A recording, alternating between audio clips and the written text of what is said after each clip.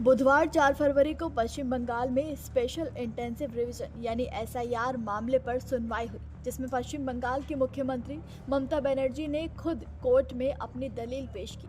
आज तक के इतिहास में ऐसा पहली बार हुआ है जब किसी मुख्यमंत्री ने खुद कोर्ट में वकील बन अपनी दलीलें पेश की और बहस की।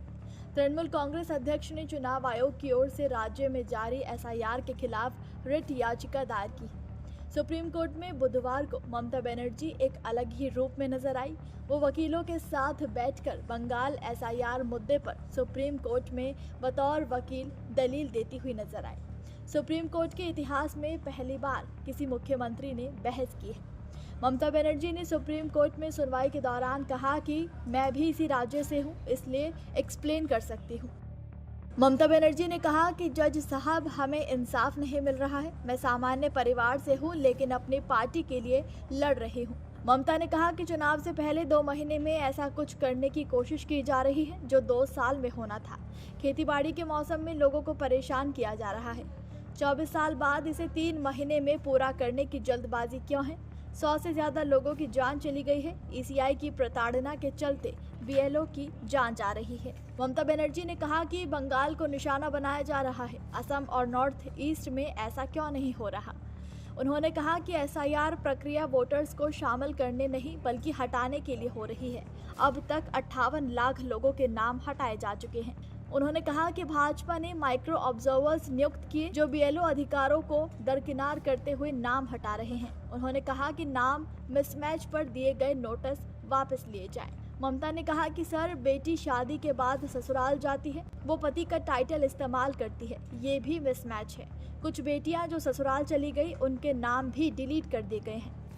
ममता बनर्जी ने मामले की सुनवाई के दौरान कहा कि मुझे 5 मिनट दिए जाएं। इस पर सीजेआई कहते हैं कि हमें कोई दिक्कत नहीं है, हम आपको 15 मिनट देंगे, लेकिन पहले आप हमारी बात सुनिए।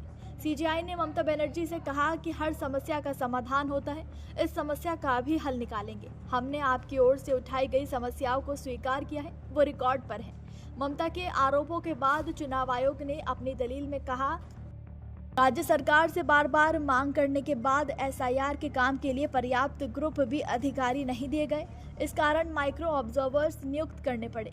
सभी नोटिस में कारण होते हैं। जिनके नाम हटे हैं उन्हें अधिकृत एजेंटों को भी लाने की अनुमति दी गई थी। हमने राज्य सरकार को कई पत्र लिखे हैं कि हमें क्लास 2 अधिकारी दें ताकि ईआरओ को नियुक्त किया जा सके।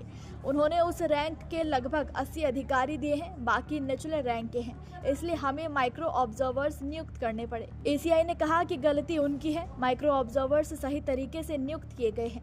राज्य सहयोग नहीं कर रहा है तो कोई और दूसरा ऑप्शन नहीं है, समय की कोई समस्या नहीं है। बता दें कि वरिष्ठ वकील कपिल सिब्बल ने भी कुछ मुद्दे उठाए हैं और 19 जनवरी को ट्रांसपेरेंट वेरिफिकेशन के लिए कोर्ट ने कई निर्देश भी जारी किए हैं। इसके फौरन बाद ममता ने दावा कर दिया कि ये प्रक्रिया चुनाव से पहले सिर्फ पश्चिम बंगाल को टारगेट करने के लिए ही चल रही है। उन्होंने कहा कि चुनाव आयोग आधार कार्ड को स्वीकार करने के सुप्रीम कोर्ट के निर्देश का पालन नहीं कर रहा है, जबकि अन्य राज्यों में वो कर रहा है।